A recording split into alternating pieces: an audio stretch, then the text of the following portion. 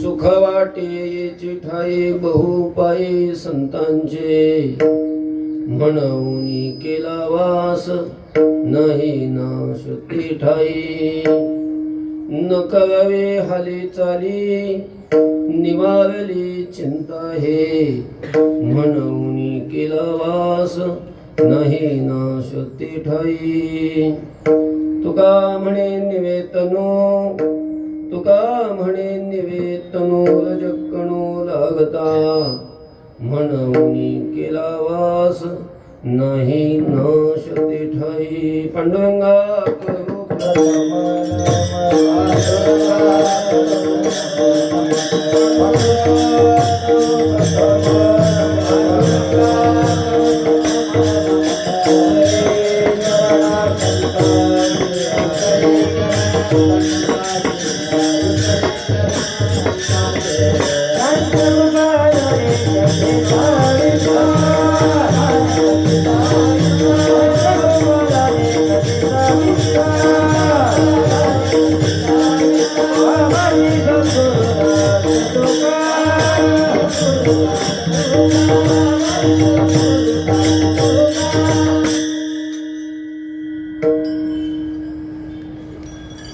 ओम यन्तप्रविश्य मम वाचमिमां प्रसुप्तां सञ्जीवयत्यखिलशक्तिधरस्वधाम्ना अन्यांश्च हस्तचरणश्रवणत्वगादीन् प्राणान्नो भगवते पुरुषाय तुभ्यं समचरणसरोजं सान्द्रनिराम्बुदाभं जगन्निहितपाणिं मण्डनं मण्डनानां तरुणतुलसीमाला कन्धरं कञ्जनेत्रं सदयधवदहासं विठ्ठलं चिन्तयामि। नमो ज्ञानेश्वर नमो ज्ञानेश्वर निवृत्ति उदारा सोपान्देव मुक्ताबाई नमो त्रिभुवन पावनी आद्यत्रय जननी देवाची। मस्तक माझा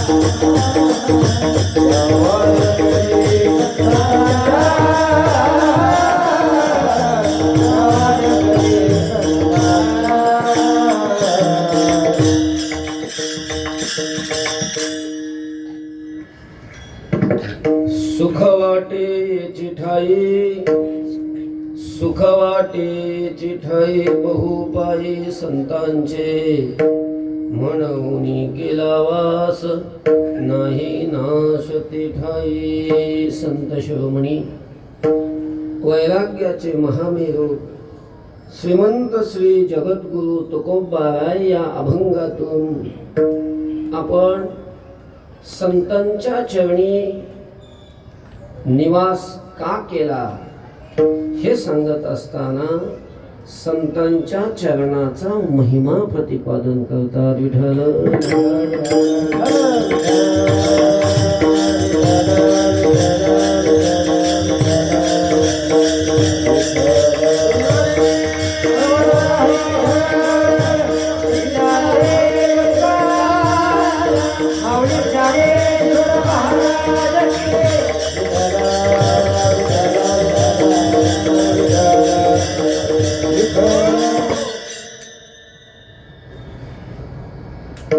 भगवती इंद्रायणी मातेच्या तटावर अलंकापूर नगरीमध्ये कैवल्य चक्रवर्ती योग्यांची माऊली साधकांचे मायबाप ज्ञानाधिराज ज्ञानोबाबांच्या निस्सीम कृपेनं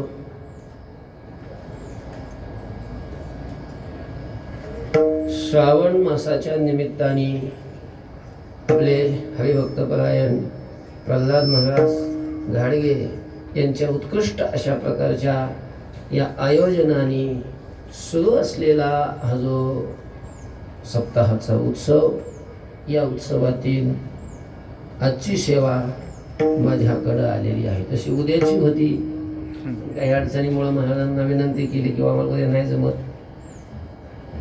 म्हणून आज ही सेवा माझ्याकडं आलेली आहे।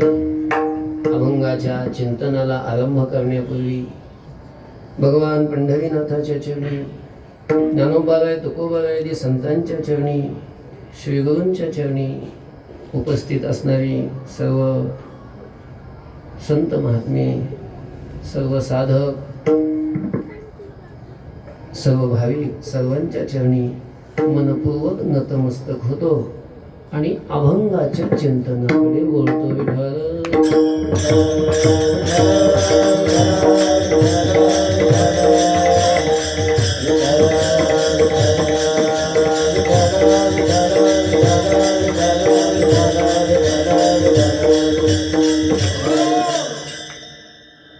प्रस्तुत अभंग तुकोबारायांचा आणि संतांच्या चरणाचा महिमा सांगणारा अभंग आहे.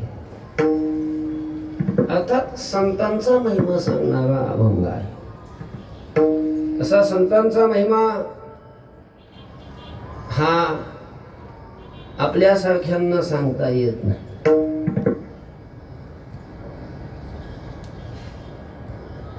संतांचा महिमा वर्णन करावं असं ज्ञानही आपल्याकडं नसतं, तसे शब्दही आपल्याकडं नसतात, आपली ती योग्यता नसते, आपला अधिकार नसतो. पण कीर्तनाची सेवा करायची असते, सेवा म्हणून करायचं असतं. आणि मग संतांनी संतांचं जे वर्णन केलेलं आहे अशा प्रकारचे अभंग घेऊन आपण त्याचं काय करायचं असतं, निरूपण करायचं असतं. अर्थात संतांच्या वचनाचा अनुवाद करायचा असतो. विठ्ठल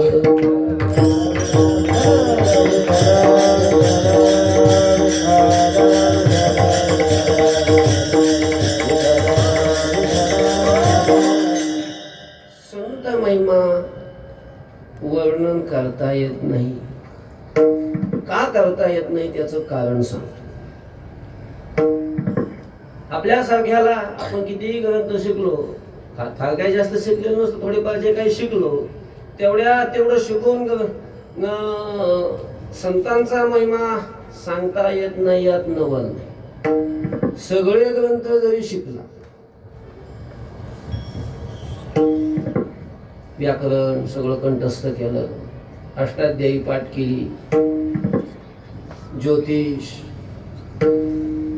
चारी वेद, वेदाची 6 अंग,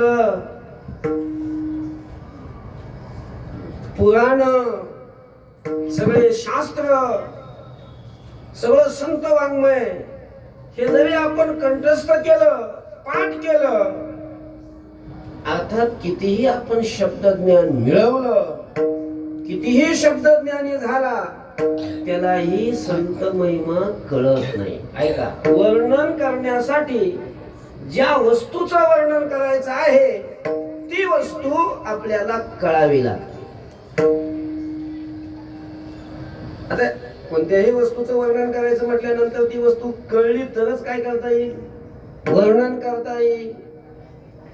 संसारात, व्यवहारात सुद्धा असंच आहे. जी वस्तू आपल्याला कळलीच नाही, ज्या वस्तूबद्दल आपल्याला काही माहीतच नाही, अशा वस्तूबद्दल जर आपण वर्णन करायला लागलो तर लोक आपल्याला वेड्यात काढतात, वेड्यात काढतात. तसंच आहे परमार्थात. ज्यांना काही माहीतच नाही ते सांगायला उभे राहतात. सांगण्याची हौस तर सगळ्यांना आहे, पण ज्या विषयावर आपल्याला बोलायचंय त्या विषयाबद्दल पुरेपूर काय पाहिजे, ज्ञान पाहिजे. ते ज्ञान जर नसेल तर आपण जे बोलू ते वास्तव न बोलता आपल्या बोलण्यातून सगळं अवास्तव त्या वस्तूचं वर्णन होण्याची शक्यता आहे. आपल्याला संतांचं वर्णन करायचंय तर संतांचं वर्णन करण्यासाठी अगोदर संत कळले पाहिजे. आणि संत जर कळले नाही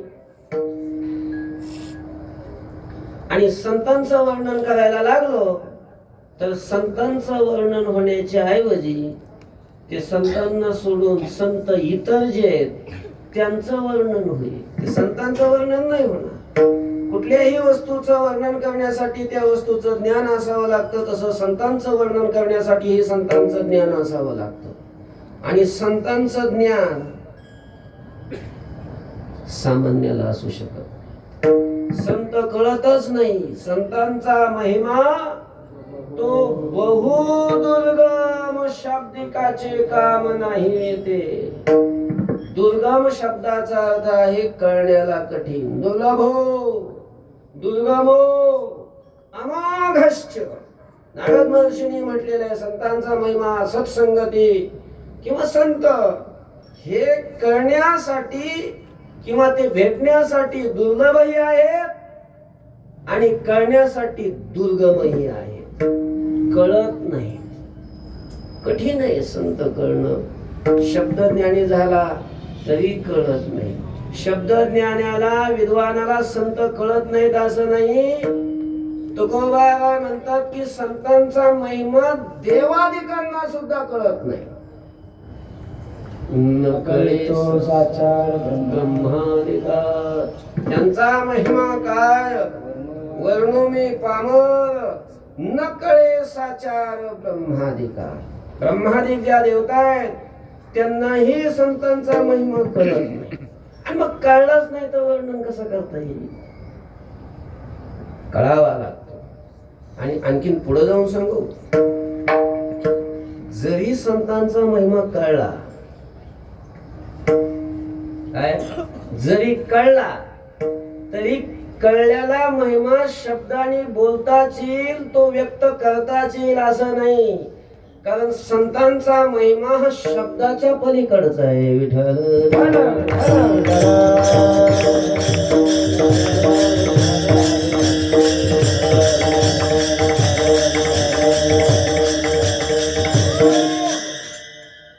जसं परमात्म्याचं स्वरूप वर्णन करण्यासाठी शब्द अपुरे पडतात, शब्द कमी पडतात. येतो वाचो निवर्तन्ते अप्राप्य मनसा सह, ज्याच्यापासून मनासह वाणी परत फिरते, वाणी त्याच्या स्वरूपाचं वर्णन करू शकत नाही. ठाव न पवता जयाचा मनीषी मुरडली वाचा ज्ञानोबा राहिलीता. मनासह वाणी परत येते. मग हे जसं आहे, संत ही तेच असतात की जे परमात्मा स्वरूप झालेले, जे ब्रह्म स्वरूप झालेले, त्यांचाही महिमा वाणीनं वर्णन होत नाही, शब्द कमी पडतात. जगामध्ये अजून असा शब्दच उत्पन्न झालेला नाही की जो संतांचा महिमा सगळा सांगू शकेल. संतांच्या स्वरूपाला वा संतांच्या कार्याला, संतांच्या महिमाला जो शब्द गौसणी घालील असा शब्द अजून या शब्दसृष्टीत निर्माण झालेला. वाणीनं शब्दाने संतांचं वर्णन होऊच शकत नाही. विठ्ठल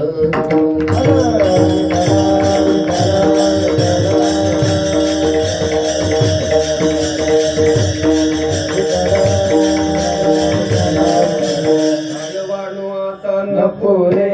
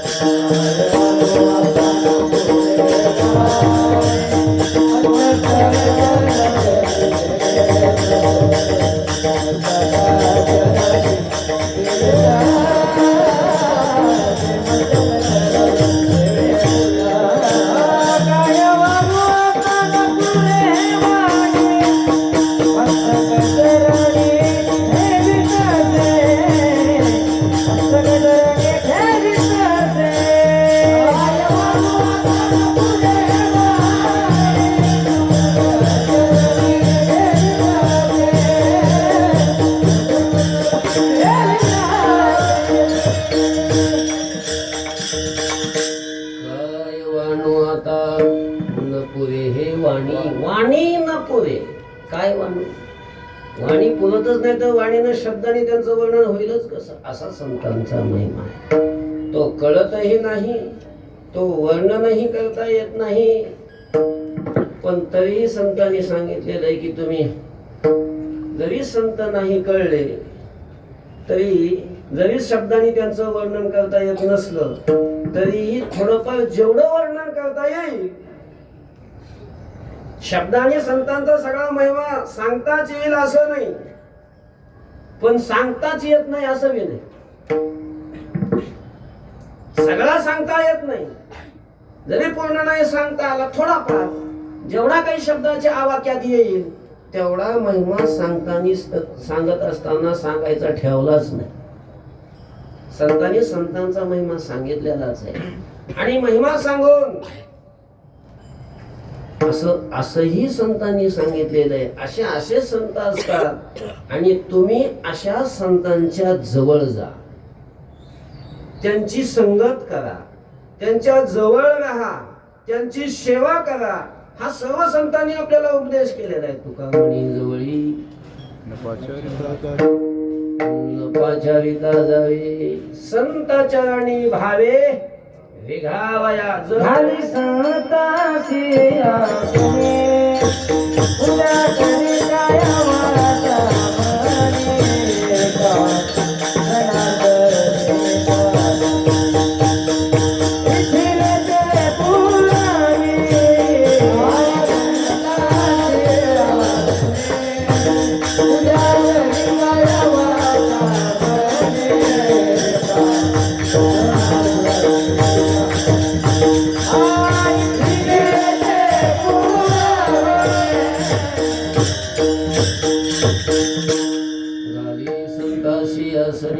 संत संगती करा, राही संत संगी चुकू नको. दशा यौवन बाणली अंगी, पांगिला नव्हे विषय संगी. राही संत संगीत चुकू नको. संत संगतीत राहा, संतांची सेवा कर. संत आपल्याकडे आले, संतांना आसन घाल, त्यांची पूजा कर. कायेनं वाचेनं मनानं पूजा कर. हे सांगितलं, दुसऱ्याला हे सांगितलं. स्वतःही आपल्याला संत संगती प्राप्त व्हावी, संतांच्या चरणाची सेवा आपल्याला प्राप्त व्हावी म्हणून देवाकडे मागणीही केली. संत संगती देई चरण सेवा, जेणे तुझा हा विसर न पडावा. हाची भाव माझी आजीवा, रवी देवा मनोरथ अखंड जया तुझे. अखंड दया तुझे, अखंड दया तुझे,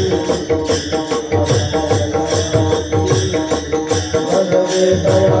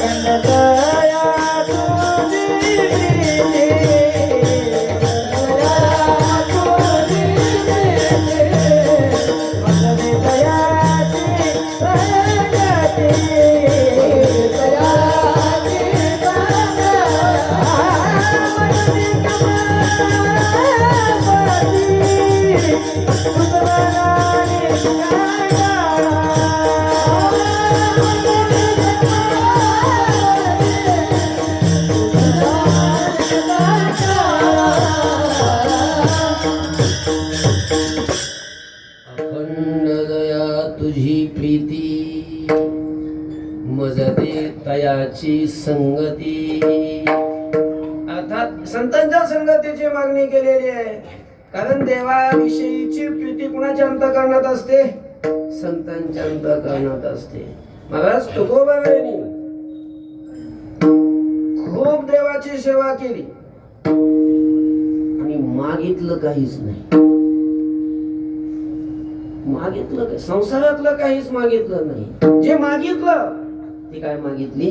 संत संगती मागितली. देव द्यायला तयार होता, पण दुसरं संसारातला देव द्यायला तयारच असतो कधी. तुकोबा संसारातलं काहीच मागत नव्हते. नलगे मुक्ती आणि संपदा. संपदा म्हणजे संसारातलीच. संसारातलंच मागत नव्हते असं नाही. तुकोबा परमार्थातलं जे परमोच्च फल आहे की जे फल प्राप्त केल्यानंतर पुन्हा प्राप्त करायला काही शिल्लक राहत नाही, अशा प्रकारचं सर्वश्रेष्ठ जे फल आहे ज्याला मोक्ष म्हणतात, तो मोक्षही नको म्हणतात तुकोबा. मोक्ष तुमचा देवा, तुम्ही दुर्लभ तो ठेवा, दुर्लभ तो ठेवा. काहीच संसारातला मागत नाहीत आणि मोक्ष नको म्हणतात. आणि काय दे म्हणतात? संत संगती दे म्हणतात. विचारलं तो का मला कशासाठी हो संत संगती? कशाला पाहिजे ही संत संगती? का लागते तुम्हाला ही संत संगती? समजा देवाने तुम्हाला संत संगती दिली, काय करणार ती संत संगती घेऊन? तुकोबाबाई म्हणतात काय करेन, काहीच नाही करणार. पडून येताई उगाची संताची बाई, पाटाला जाणार नाही, ज्ञानेश्वरी वाचणार नाही, काय नाही, फक्त आपलं आळंदीत काय व्हायचं, पडून राहायचं संतांच्या जवळ. विठ्ठल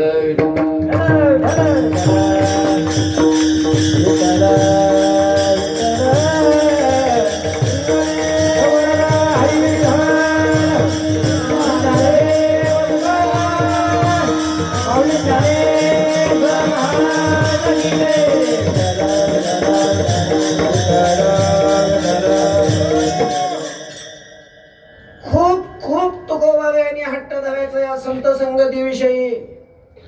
खूप हट्ट धरला.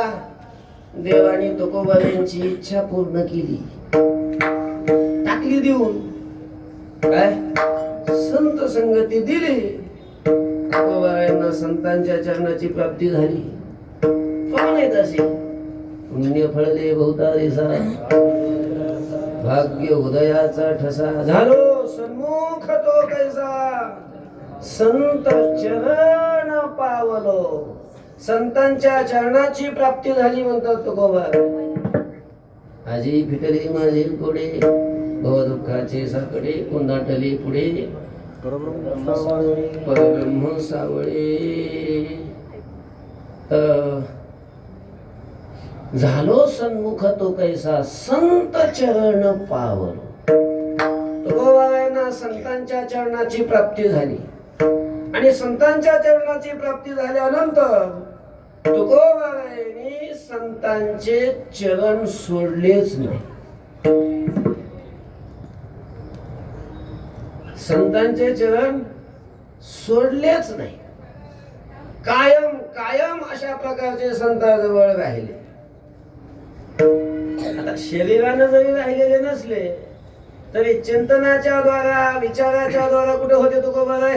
संतांच्या जवळ होते. संतांच्या चरणाजवळ तुकोबाबाई कायम अशा प्रकारचा निवास करून राहिले.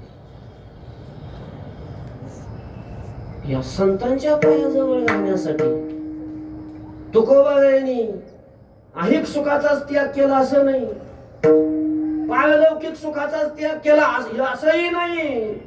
या वैषयिक सुखाचा तर त्याग केला, तो या लोकातलं सुख असो किंवा परलोकातलं सुख असो, मोक्षाचाही तुकोबाबाईंनी त्याग केला.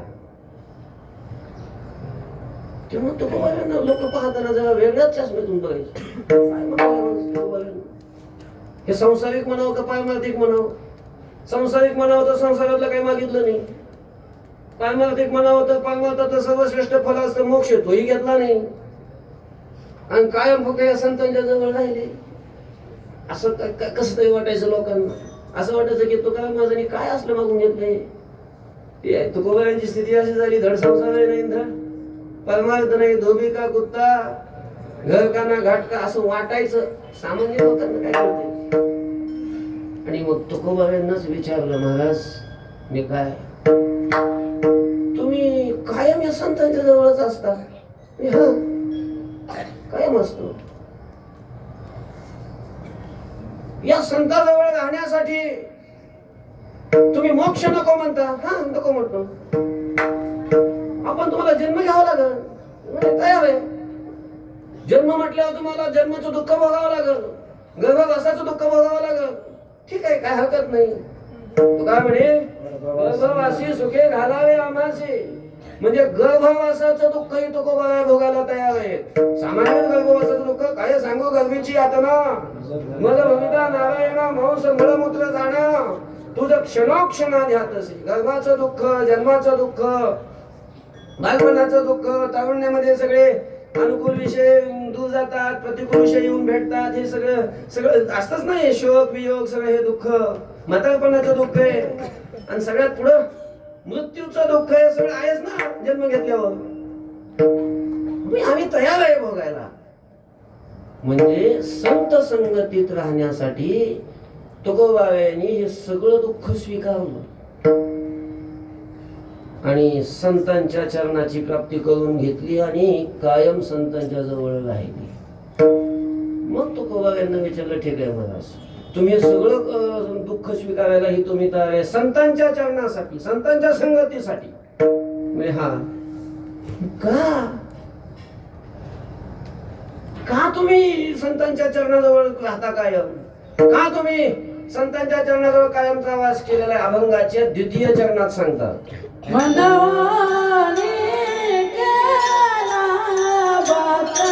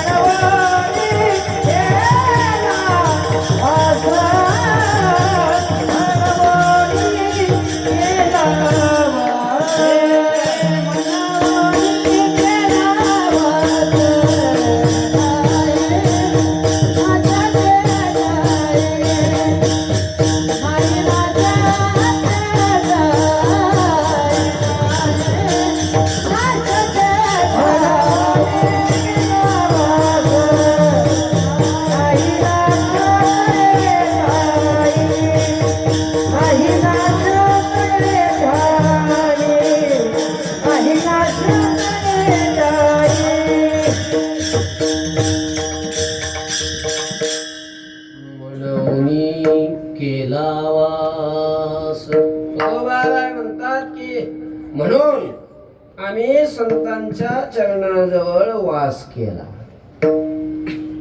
म्हणजे त्यांच्या पायाजवळ अगरबत्ती लावली असं नाही त्याचा अर्थ.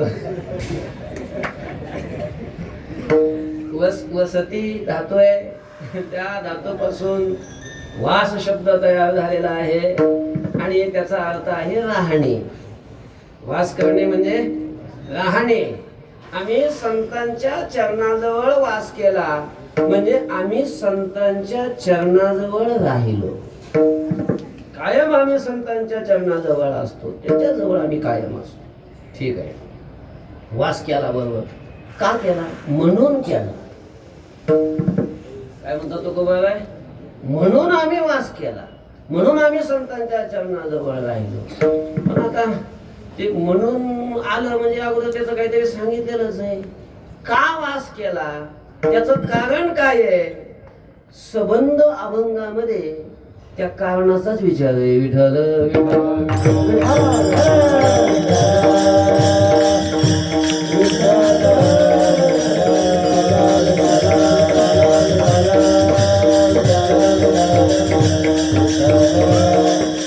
संतांच्या चरणाजवळ वास करण्याचं पहिलं कारण तुकोबा सांगतात अभंगाच्या प्रथम चरणात. सुख वाटेची गाय, सुख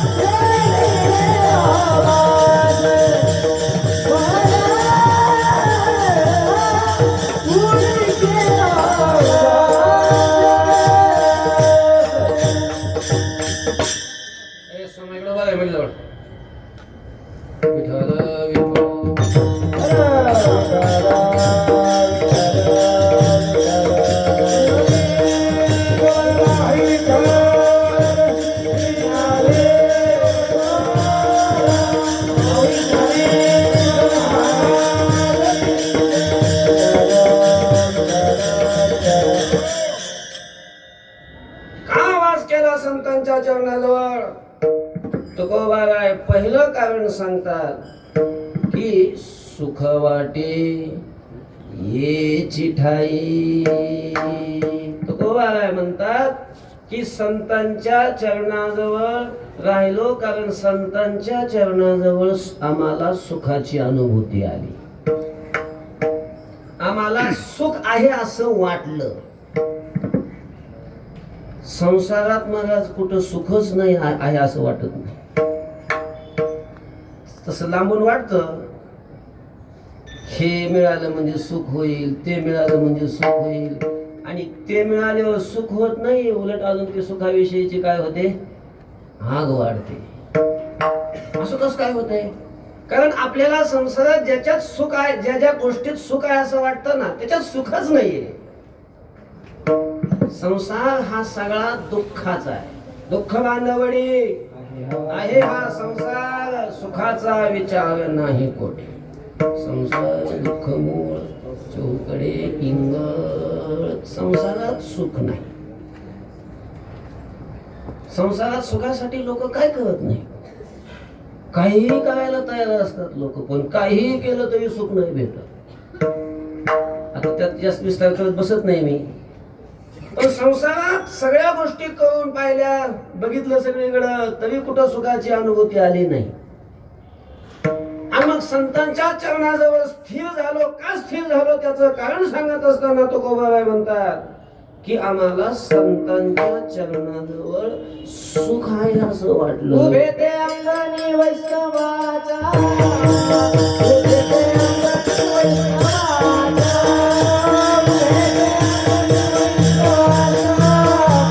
उभे ते अंगणी वैष्णवाचा,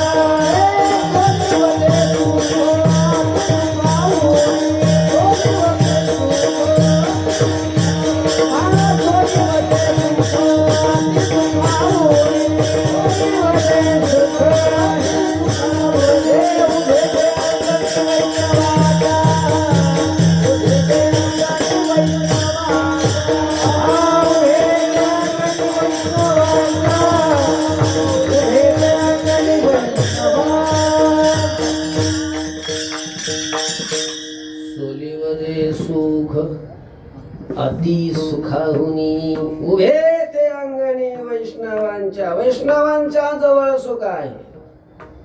वैष्णवा संगती सुख वाटे जीवा, वैष्णवा संगती सुख वाटे जीवा, वैष्णवा संगती सुख वाटे जीवा,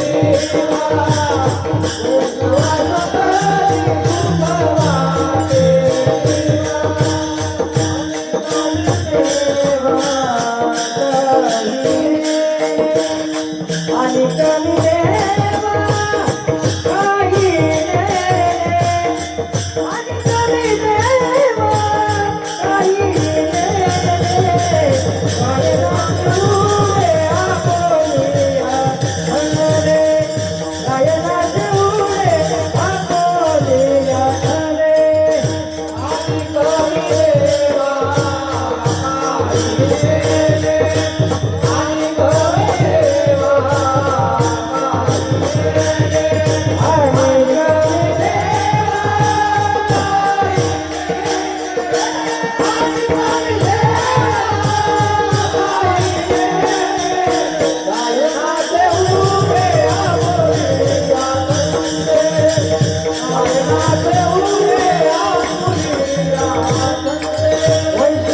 संगती सुख वाटे आणि कमी देवा काही आणि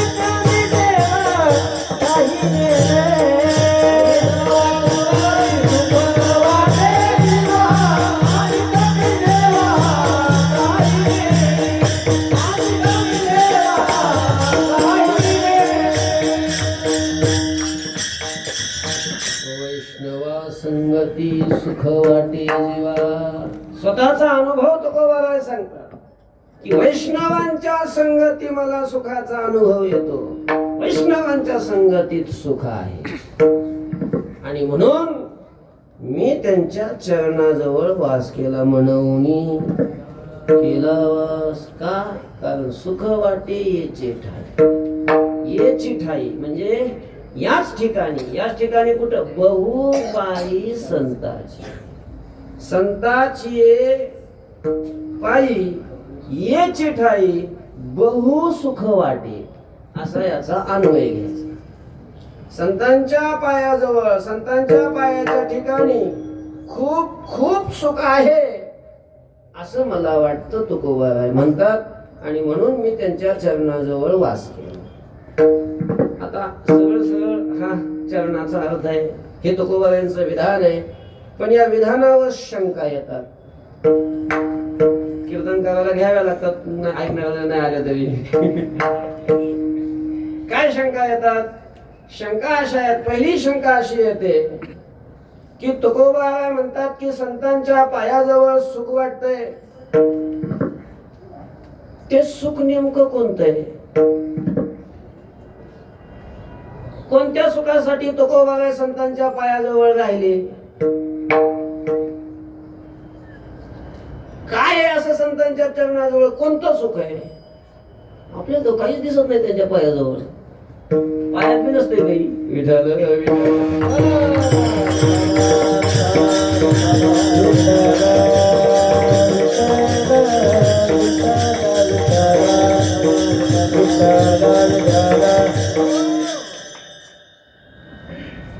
कोणतं सुख आहे की त्या सुखासाठी तुकोबाराय कायम संतांच्या जवळ निवास करून राहिले. आता कोणतं सुख म्हटल्यानंतर सुख किती प्रकारचे आहेत ते आपल्याला त्याचा विचार करावा लागेल. विषय सुख तर अनंत प्रकारचे आहेत. आनंद विषय काय आहेत? विषय किती आहेत? अनंत आहेत. जगात जेवढे विषय आहेत त्या सर्व विषयाचा अंतर्भाव पंचविषयात होतो. प्रमुख किती विषय आहेत? 5. शब्द, स्पर्श, रूप, रस आणि गंध. संसारामध्ये आपण जेही सुख अनुभवतो ते या 5 विषयाचं सुख असतं. चांगलं ऐकायला भेटलं की बरं वाटतं, चांगला स्पर्श असला की बरं वाटतं. लोक गाद्या कशासाठी घेतात? सुखावं म्हणून घेतात का दुःखावं म्हणून? गाद्या कशासाठी असतात? का गाद्या घेतात? तर त्याचा स्पर्श चांगला वाटतो. स्पर्श सुख निरोबा आहे. चांगलं बघायला भेटलं, चांगलं म्हणजे आपल्याला अनुकूल वाटणार, आपल्याला बरं वाटणार असं बघायला रूप भेटलं की सुख होतं. चांगलं खायला भेटलं, चांगला रस आपल्याला प्राप्त झाला जिभेला, भजे, गुलाबजामुन, श्रीखंड असे पक्वान म्हणजे रस रस विषयच आहे ना त्याच्यात. काय दुसरं बरं वाटतं, चांगलं वाटतं, सुख प्राप्त होतं. चांगला वास आला, गंध विषय, फुलाचा, अत्तरचा, अगरबत्तीचा, धूप, हे सगळे प्रसन्न वाटतं म्हणजे सुख होतं. म्हणजे विषयाचे सगळे सुख आहेत. जगामध्ये कुठेही आपण फिरलो, कोणत्याही वस्तूपासून सुख प्राप्त झाले असं वाटलं तरी ते 5 कोणतं तरी एक असतं. विषयाचे प्रकारच 5 आहेत. विषय अनंत आहेत. ते सगळे विषय या 5 प्रकारात मोडतात. म्हणून हे पंचविषयाचं सुख असतं एक. हे संसारातलं, हे संसारातलं सुख. पण या संसारातल्या सुखासाठी तुकोबाराय संतांच्या पायाजवळ राहिले असं आपल्याला म्हणता येत नाही. कारण हे संसारातले विषय संताजवळ काय अशी मुबलक दिसत नाही.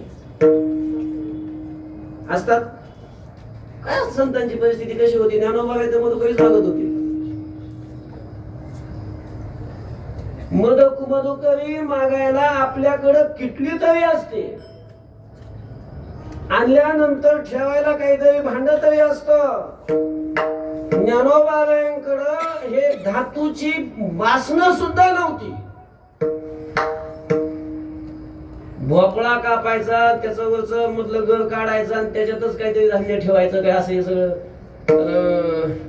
भोपळा असले सगळे भांडे म्हणून वापरायचे. नारळ, ते कापलेलं नारळ तेच वाटी म्हणून वापरायचं, त्याची ती नवटी.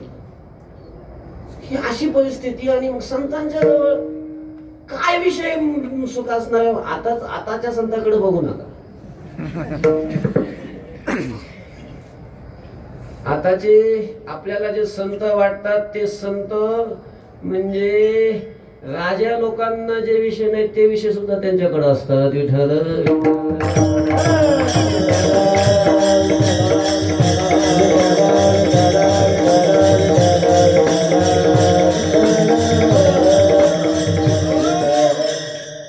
ज्ञानोबारायांसारखे, नामदेवरायांसारखे, शुकाचार्य, हे सगळे संत मंडळी आहे ना. आणि त्यांच्याजवळ काय विषय भेटणार आहेत? काय आहे त्यांच्यावर? धोत्रम न पात्रम न तांब्या न वाटी. आम्ही सदैव सुडके, जवळ येतात चोर धाके, जाऊ पुढे भिके कुतवी घर राखीती अशी त्यांची परिस्थिती असते. आणि त्यांच्या जवळ राहायचं कशाला? खायला तरी भेटेल का 3 टाइम? काय भेटणार आहे? कशासाठी त्यांच्या जवळ राहायचं? हे विषय सुख तर त्यांच्या जवळ भेटेल असं काही वाटत नाही, भेटणारही नाही. आणि एक लक्षात घ्या, या विषय सुखासाठी तुकोबा या संतांच्या जवळ कशाला जाऊन राहतील? इथं तर नको म्हणतात ना ते, न लगे मुक्ती आणि संपदा. या लोकातलेच विषय नको म्हणतात असं नाही, परलोकातले विषय नको म्हणतात. आणि का न लगे माईक पदार्थ तेथे माझे आर्त नको देवा, तिथं माझी इच्छा सुद्धा निर्माण होऊ देऊ नकोस. कारण हे सगळं दुःखाचं कारण आहे. ब्रह्मादिक पदे दुःखाची शिराणी तेथे चित्त जणी जळो देशी. विषयात सुख नसतच. विषय आपल्याला सुखरूप वाटतात, तो आपला भास आहे, भास. सुखाभास असतो, सुख नसत. विषय भोगी जे सुख ते जाण साध्यंतची जाण दुःख. किंवा विषयी सुख आहे हे बोलण्याची सारखी नाही, विषयात सुख नाहीच आहे.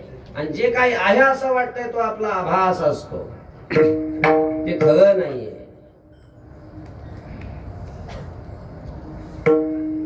जरी मानलं विषयात काय आहे, सुख आहे, तरी ते एवढं एवढं असतं. सुख पाहता जवा पाडी पर्वता एवढे दुःख जास्त असतं. विषय म्हणजे अर्थ. ते विषय प्राप्ती करता अगोदर दुःख भोगावं लागतं. विषय मिळाले तरी त्याच्या संरक्षणाकरता दुःख भोगावं लागतं. आणि विषय नष्ट झाल्यावर दुःख. अर्थानाम अर्जने क्लेशः तथैव परिपालने नाशे दुःखम वे दुःखम धिरर्थान क्लेशकारिणः. म्हणून आचार्याने या विषय सुखाचा धिक्कार केलेला आहे, धिक्कार. विषय सुख हे ते सुख म्हणायचं बघ, नाव फक्त त्याला सुख आहे, दुःख आहे दुःख. आणि मग हे परलोकातलंच ते विषय सुख नको म्हणतात, तर या लोकातल्या विषय सुखासाठी संतांच्या चरणाजवळ हे कशाला वास करतील? तो बघा, विषय सुख संतांच्या पायाजवळ आहे आणि म्हणून तो कोबा त्यांच्या पायाजवळ जाऊन राहिले असं आपल्याला म्हणता येत नाही. मग दुसरं कोणतं सुख आहे? दुसरं सुख आहे ब्रह्मसुख. दोनच तर सुख आहे, एक विषय सुख आणि दुसरं ब्रह्मसुख. आता विषय सुख आणि ब्रह्मसुख फरक आहे. विषयाचं सुख आधी आणि अंताने युक्त आहे. कसं आहे? आधी आणि अंताने युक्त आहे. म्हणजे उत्पन्न होणार आणि नष्ट होणार आहे, एवढं एवढं आहे विषयाचं सुख. नष्ट होणार आहे म्हणजे क्षय दोष त्याच्या ठिकाणी आहे आणि अतिशय दोषही त्याच्या ठिकाणी आहे. म्हणजे ब्रह्मसुख आहे, ते ब्रह्मसुख आधी अंताने युक्त नाही. ते उत्पन्नही होत नाही, ते नष्टही होत नाही. म्हणजे नष्ट होत नसल्यामुळं क्षय दोष त्याच्या ठिकाणी नाही आणि अतिशय दोषही त्याच्या ठिकाणी नाही. अतिशय दोष कळतो ना? अतिशय दोष म्हणजे समजा आपण गाडी घेतली, सगळ्यात भारी गाडी घेतली 50 लाखाची, तशी गाडी कुठं तालुक्यात नाही. सुख असतं, पेढे वाटतं, वा वा आमच्यासारखी गाडी कोणाकडेच नाही, आमच्यासारखी गाडी कोणाकडेच नाही, आमच्यासारखी गाडी, किती आनंद असतो. आणि 8 दिवस होतात ना होतात की शेजारी गाडी पाहिली, 70 लाखाची गाडी. अरे वा, 70 लाखाची गाडी. आता ह्याची 50 लाखाची गाडी काय जळाली का? नष्ट झाली का? गाडी नष्ट नाही झाली, गाडी दारातच आहे. पण जे पहिलं गाडी आणली तेव्हा जे सुख होतं, की शेजारच्याची गाडी बघितल्यावर पुन्हा हे सुख नाही राहत. का? कारण याच्यापेक्षा ती भारी आहे. भारी बघितली की हिच सुख नाही राहत. म्हणजे या गाडीमध्ये गाडीपासून मिळणारं जे सुख आहे ते अतिशय दोषाने युक्त आहे. याच्यापेक्षा दुसरं कोणतं तरी मोठं सुख असतंच. त्याला अतिशय दोष म्हणतात. तसं ब्रह्मसुख जे आहे त्याच्यात अतिशय दोष नाही. विषय सुखामध्ये कमी जास्तपणा असू शकतो, क्षयातिशय दोष असतात. ब्रह्मसुखामध्ये क्षयातिशय दोष नाहीत. ब्रह्मसुखच असे ते इतकं मोठे की त्या सुखापेक्षा पुन्हा जगात कोणतं दुसरं मोठं सुख नाही. त्याच्यापेक्षा कोणतं सुख मोठं नाहीच आहे, म्हणून अतिशय दोष नाही. नष्टही होत नाही. विटे आयसे असं ते सुख नाही, विटणार नाही. बर, आता हे दोन सुख आहेत, एक विषय सुख आणि दुसरं ब्रह्मसुख. विषय सुखासाठी तर संतांच्या पायाजवळ तो गोबाला राहिले नाही. मग आता दुसरं सुख कोणतं आहे? ब्रह्मसुख. ब्रह्मसुखासाठी संतांच्या पायाजवळ राहिले का? संतांच्या पायाजवळ जाऊन राहिल्यानंतर ब्रह्मसुख प्राप्त होतं का? संतांच्या पायाजवळ गेल्यानंतर ब्रह्मसुख प्राप्त होतं असं नाही. ब्रह्मसुखासाठी संतांच्या पायाजवळ जावं लागतं. संतांचे पाय धरल्याशिवाय ते सुख नाही मिळत. ब्रह्मसुखाची प्राप्ती होण्यासाठी ब्रह्मज्ञान व्हावं लागतं. ब्रह्मसुख जे प्राप्त होतं काय? दोन लग्न केले होते काय? लग्न केलं ब्रह्मसुख प्राप्त होत असते. लोक म्हणतात तसं. मला एक जण म्हटला की पोरगा झाल्यानंतर जो आनंद होतो मोक्षापेक्षा मोठा असतो म्हणून. विठ्ठल म्हणजे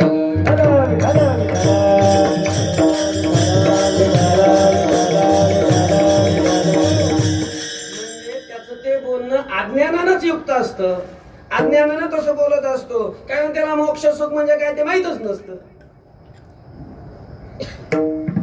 मोक्षातलं सुख म्हणजे ब्रह्मसुख. आणि ते ब्रह्मसुख प्राप्त करण्यासाठी ब्रह्मसुख दुसऱ्या कशाने प्राप्त होत नाही. ते कशाने प्राप्त होत असतं? ज्ञानाने. ज्ञानादेव तो कैवल्यम. ज्ञानाने प्राप्त होतं.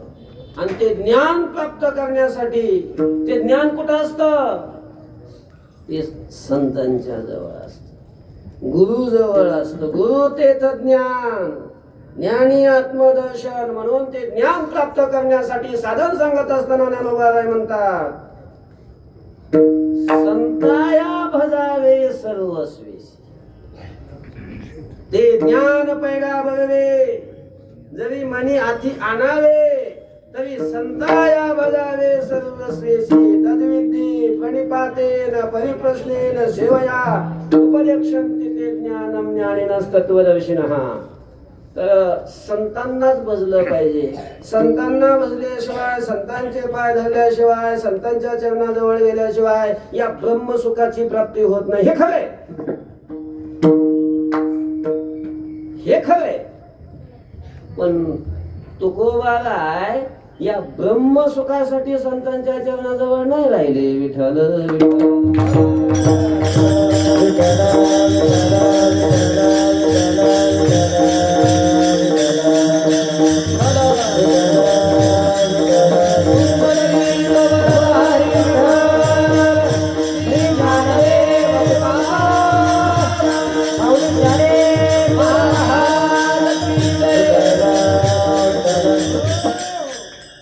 ब्रह्मसुखाची ज्याला प्राप्ती करायची आहे त्यानं संतांकडे जावं लागतं. संतांची सेवा करावी लागते. संतांची सेवा केल्यानंतर संत प्रसन्न होतात, उपदेश करतात, कृपा करतात. आणि कृपा करून उपदेश करून त्याला ज्ञान झालं की तो संतापासून मग पुन्हा संतांच्या आज्ञा घेऊन दुसरीकडेही जाऊ शकतो. पुन्हा संतांच्या जवळ जायची गरज नाही राहत त्याला. पुन्हा कुठेही पडला तरी तो ब्रह्मसुख अनुभवू शकतो. ब्रह्मसुखाच्या अनुभव येईपर्यंत संतांच्या जवळ जावं लागेल. काय? ब्रह्मसुखाची अनुभूती पर्यंत संतांच्या जवळ राहावं लागेल. पण एकदा साक्षात्कार झाला, अनुभव आला, पुन्हा संतांच्या जवळ राहायची गरजच नाही त्याला. कुठेही राहिला तरी त्याला तो अनुभव राहतोच. पुन्हा त्याला त्या सुखाची प्राप्ती असतेच. मग पडोनी राहीन तर ठाई कशाला? ज्या आधी तुकोबाबाई पडोनी राहीन तर ठाई म्हणतात आणि त्याच ठिकाणी पडून राहतात, कायमचा संतांच्या चरणाजवळ वास करतात. ब्रह्मसुखाच्या अनुभवा करता, ब्रह्मसुखाची गोडी चाखण्या करता संतांच्या चरणाजवळ कायम राहण्याची गरज नाही. आणि तुकोबाबाई म्हणतात की मी कायम वास केला, म्हणजे ज्या सुखा करता केला ते ब्रह्मसुख नाही. विठ्ठल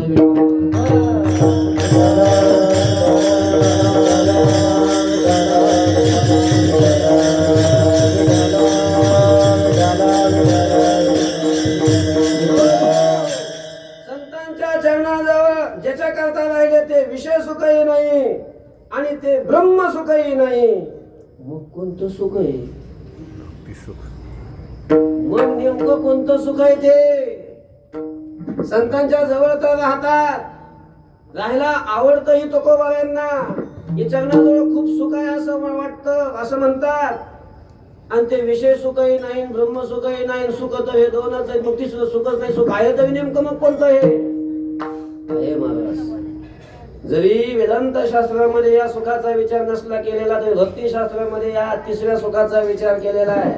आणि तिसरं सुख जर कोणतं असेल तर त्या सुखाचं काय नाव आहे? भक्ती सुख. भक्ती सुख. विठ्ठल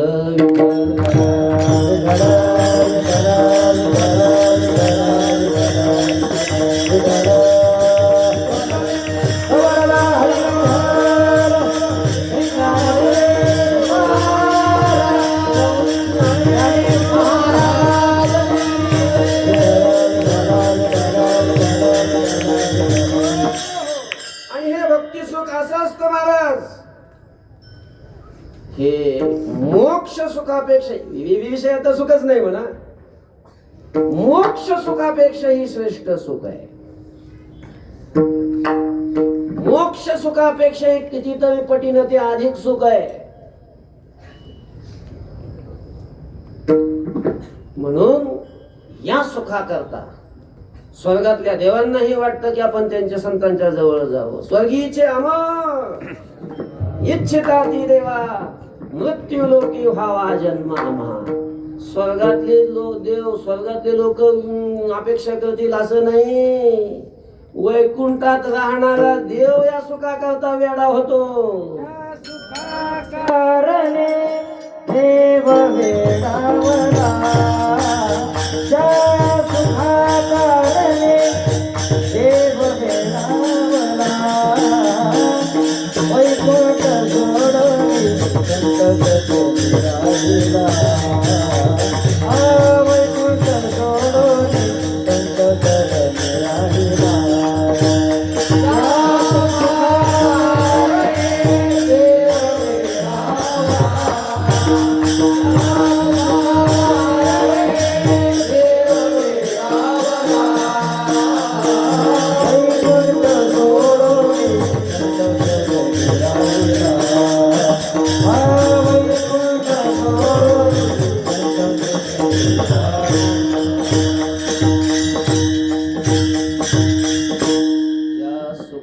कारणे देव वेडावला. देवाला, वैकुंठातल्या देवाला विभू या सुखाची गोडी लागली, चटक लागली आणि वेडा झाला. वेडा झाला, वेडा झाला, वेडा झाला,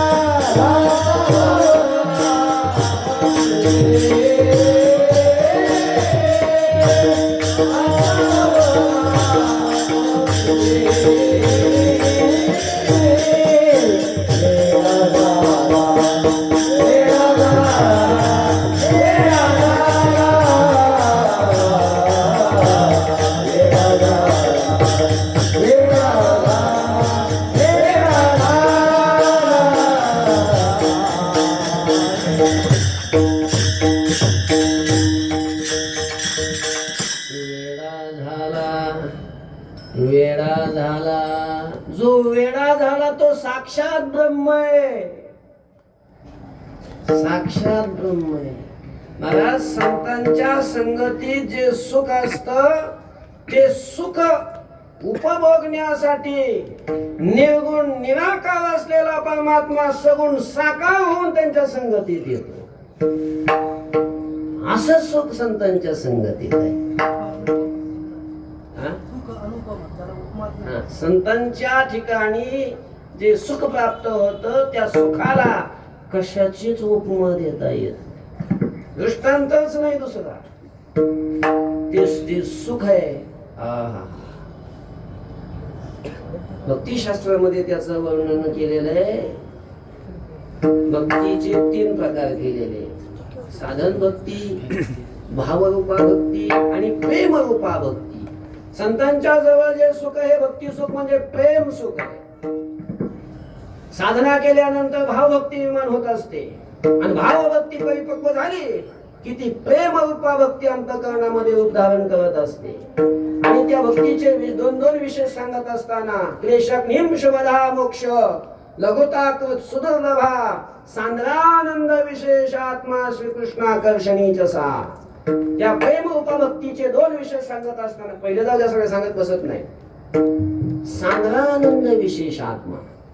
सांद्रानंद विशेष आत्मा म्हणजे ब्रह्मदेवाच्या 6 महिन्याच्या कालावधीमध्ये आपलं आयुष्य वेगळं, ब्रह्मदेवाचा कालावधी 6 महिन्याचा कळतो ना. म्हणजे आपल्याकडचे 1000 युग गेले, 1000 महायुग गेले की ब्रह्मदेवाचा 1 दिवस होतो.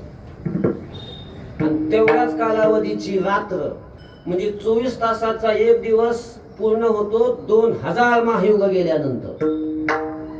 आणि 2000 महायुगाने असे ब्रह्मदेवाचे 6 महिने, 12 महिन्याचं 1 वर्ष, अशा दिवसांनी त्यातले 6 महिने समजा. आणि तेवढ्या 6 महिन्याच्या कालावधीमध्ये जीवनमुक्त महात्मा निर्विकल्प समाधीमध्ये जे सुख अनुभवतो तेवढ्या कालावधीमध्ये ते सुख म्हणजे या भक्ती सुखाच्या पुढं, या प्रेम सुखाच्या पुढं यत्किंचित असतं. भक्ती सुखाचा हा समुद्र आहे, सिंधू आहे. आणि ते समाधीमध्ये असणारं सुख याच्या मानाने बिंदू मात्र आहे, असं भक्ती रसामृत सिंधू मध्ये याचं वर्णन आहे. असं हे भक्ती सुख, अनुपम अशा प्रकारचं हे भक्ती सुख संतांच्या चरणाजवळ असत.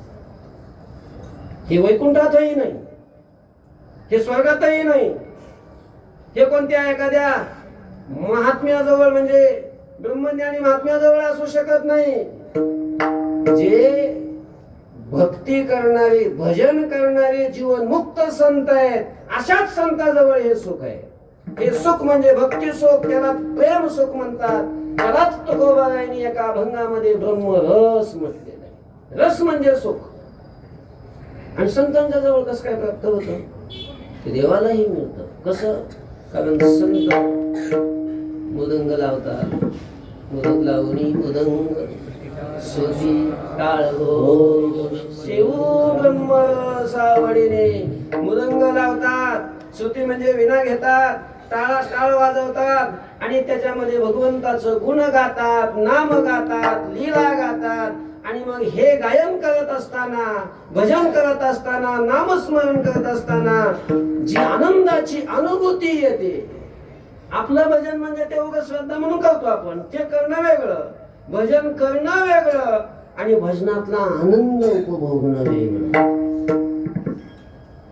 ही आनंदाची अनुभूती संतांच्या जवळ जाऊन भजन केल्यावर असते. गाये नाचे उडे आपुलिया छंदे.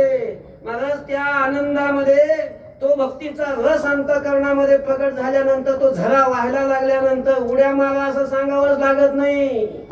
आपल्याला हरिपाठामध्ये हाणावे लागते जाऊन नाच म्हणून, नाच म्हणून.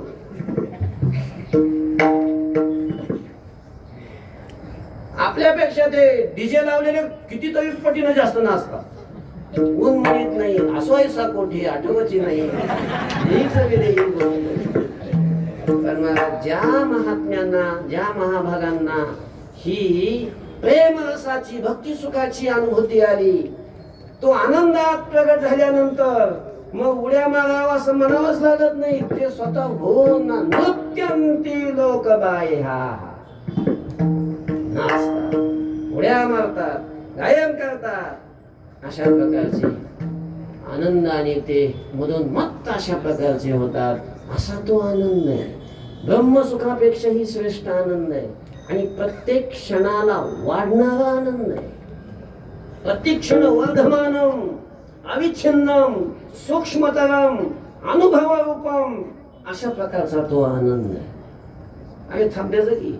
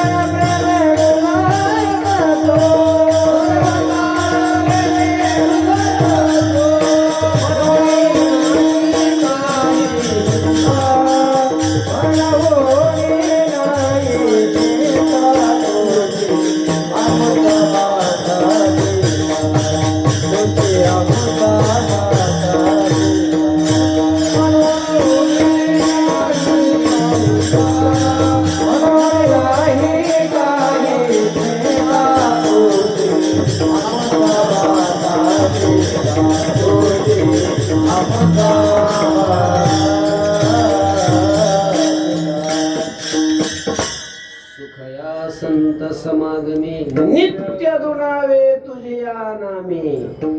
कारण संतांच्या संगतीमध्ये भजन होतं, भगवंताचं नामचिंतन होतं आणि त्या नामचिंतनाने ते सुख दुप्पट होतं. आणि दुप्पट झालं की पुन्हा ते तेवढंच राहत नाही, नित्य दुणावे सारखं ते वाढतच जातं. डबल डबल डबल डबल असं होत जातं. ते कमी होतच नाही, प्रत्येक क्षण वर्धमान, त्याच्यात वाढच होत राहते. असं ते सुख आहे. आणि अशा सुखाची चटक तुकोबारायांना लागली. आणि म्हणून त्या सुखाची अनुभूती घेण्यासाठी, ते सुख उपभोगण्यासाठी तुकोबाराय म्हणतात की मी संतांच्या जवळ कायमचा वास केला, म्हणूनी केला वास. आता वेळ झालाय आपला, आहे की नाही? सरळ सरळ आता पुढच्या चरणाचा नाही नाशते ठाई. त्या ठिकाणी जाणाऱ्याचा नाश नाही किंवा त्या सुखाचाही काही नाही नाश, अशा प्रकारचा नाही.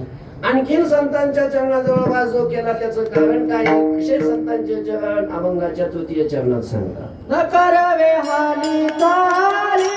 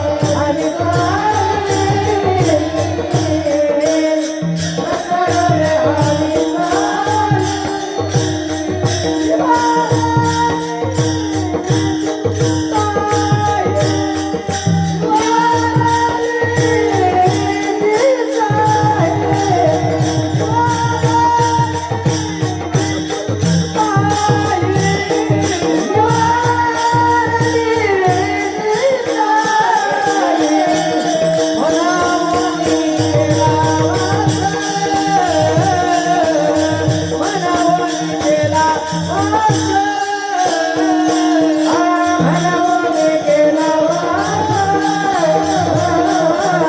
मनवून केला वास.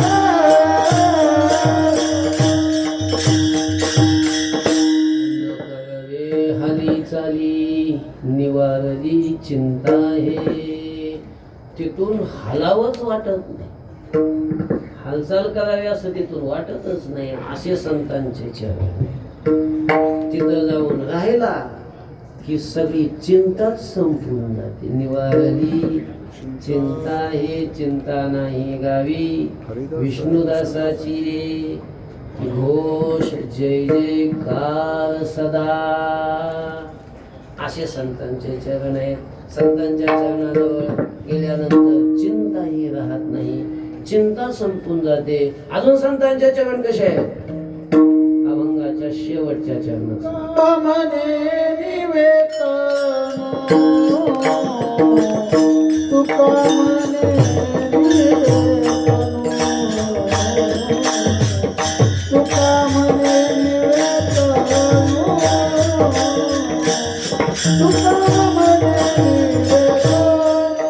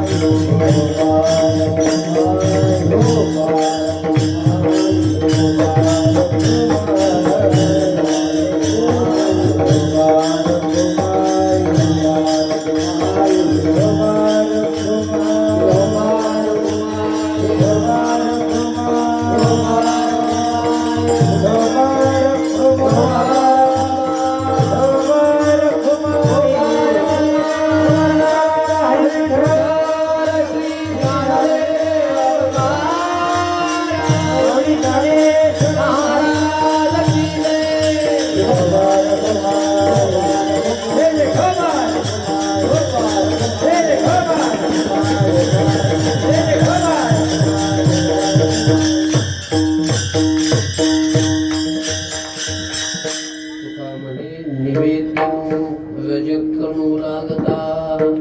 त्या संतांच्या चरणाचे रज म्हणजे त्यांच्या चरणाची माती जर आपल्या अंगाला लागली, तन म्हणजे अंग शरीर, तर ते शरीर शांत होते.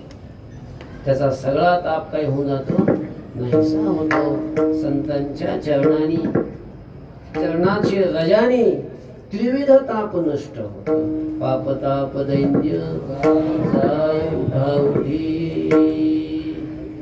किंवा भाग्याचा उदय तेही जोडी संत पाय झाली पापा तापा तुटी. तापाची तुटी होते, ताप नष्ट होतो. असे संतांचे चरण आहेत. आणि म्हणून या संतांच्या चरणाच्या रजाची देव सुद्धा इच्छा करतात.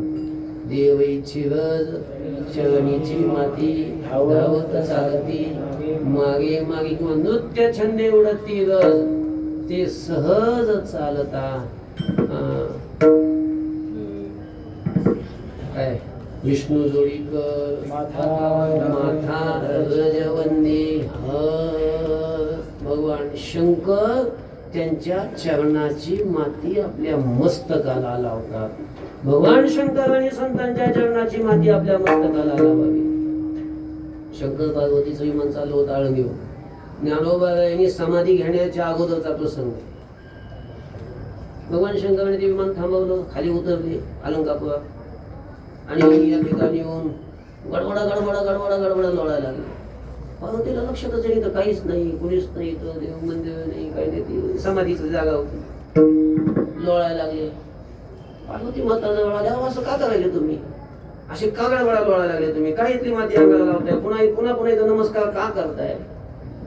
भगवान शंकराने सांगितलं, या ठिकाणी ज्ञानेश्वर महाराज समाधीस्थ होणार आणि याच्या अगोदर 100 किती वेळेला 7 वेळेला ज्ञानोबा काय झालेले समाधीस्थ अशा प्रकारचे झालेले.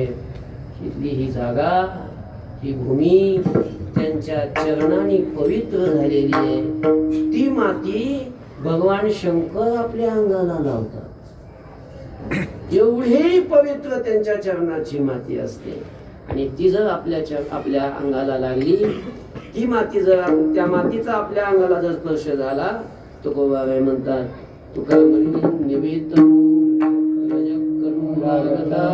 म्हणून केला वास नाही नाशे ते ठाई. म्हणून आम्ही संतांच्या चरणाचा वास केला. वेळ झालेली आहे, झालेली सेवा भगवान पंढरीनाथाच्या चरणी, संत ज्ञानोबाई तुकोबाई संतांच्या चरणी समर्पित करून आपणही आता देवाकडे हीच मागणी करू. असे जे संत आहेत ज्यांच्या चरणाचा महिमा या भंगात वर्णन केलेला आहे, अशा संतांच्या चरण आम्हाला प्राप्त व्हावेत. आणि ते चरण प्राप्त होऊन त्या चरणाजवळ तुकोबाईंसारखा कायमचा आमचा वास घडावा. अशा प्रकारची प्रार्थना, अशा प्रकारची मागणी आपण भगवंताकडे ज्ञानोबाईंकडे करून या ठिकाणी आपण घ्यावे तुमते विनवित वासे ज्ञानेश्वर